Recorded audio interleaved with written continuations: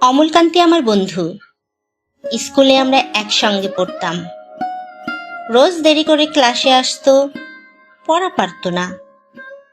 শব্দরূপ জিজ্ঞেস করলে এমন অবাক হয়ে জানলার দিকে তাকিয়ে থাকতে যে দেখে ভারী কষ্ট হতো আমাদের। আমরা কেউ মাস্টার হতে চেয়েছিলাম, কেউ ডাক্তার, কেউ উকিল। অমলকান্তি সেসব কিছু হতে চায়নি। সে রোদ্দুর হতে চেয়েছিল। ক্ষান্ত বর্ষণ কাকডাকা বিকেলের সেই লাজুক রোদ্দুর। জাম আর জামরুলের পাতায় যায় নাকি অল্প একটু হাসির মতো লেগে থাকে।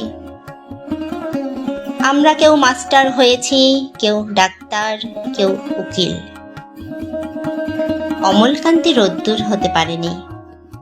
সে এখন অন্ধকার একটা ছাপাখানায় কাজ করে।